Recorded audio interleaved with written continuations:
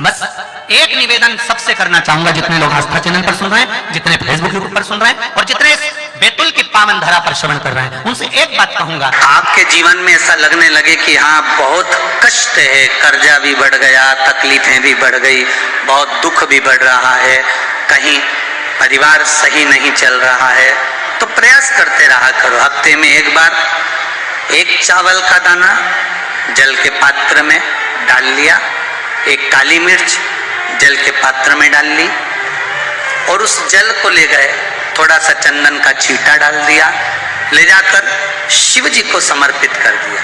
शंकर को जल चढ़ाने के लिए 5 स्थान हैं जहां शिव को जल चढ़ाया जाता है और शंकर उस जल को स्वीकार करते हैं, जिसको पंचगंगा कहा गया। आप शंकर जी के मंदिर में जाकर ये कभी ना विचार करना कि पार्वती जी को ढूंढना पड़ेगा या गणेश जी को ढूंढना पड़ेगा या कार्तिकेय जी को ढूंढना पड़ेगा या भैरव को ढूंढना पड़ेगा। हमें शंकर के मंदिर में जाकर किसी देवता को ढूंढने की जरूरत नहीं है। जहां शंकर भगवान का शिवलिंग रखा हुआ है वो माता जी का हस्तकमल है, माता पार्वती जी का स्थान है। जहां शिवलिंग रखा है वो शंकर भगवान है।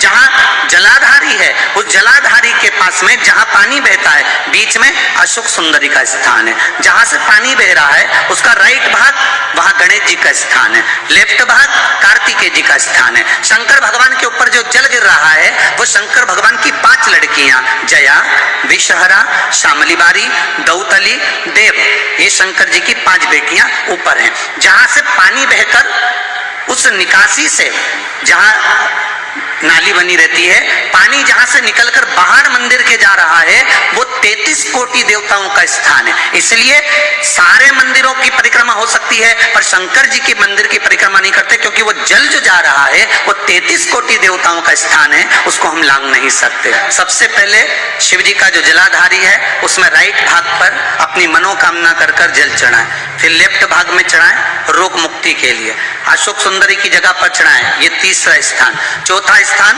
माता पार्वती जी का जो कटी भाग है जहां पर शिवलिंग रखा हुआ है उस भाग पर जल चढ़ाएं, चौथा भाग। 5वां भाग शंकर जी के ऊपर चढ़ाएं। ये 5 जगह पर जल क्रमवाइज। हजारों लाखों बीमारियों में कुंदकेश्वर भगवान का नाम ही काफी है।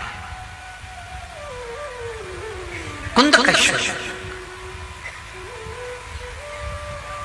यदि शरीर में रोग हो गया और वो रोग समाप्त ही नहीं हो रहा, 4-6 दिन हो गए हॉस्पिटल में पड़े, डॉक्टर अपना काम करे, उसको करने दो।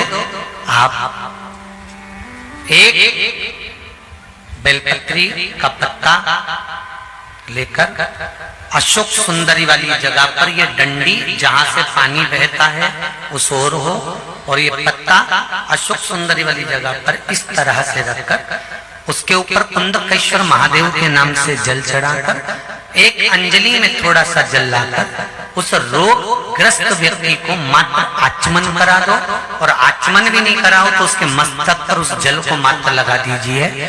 ज्यादा से ज्यादा 8 घंटे 9 घंटे लगेंगे और वो धीरे धीरे ठीक होना प्रारंभ हो जाएगा।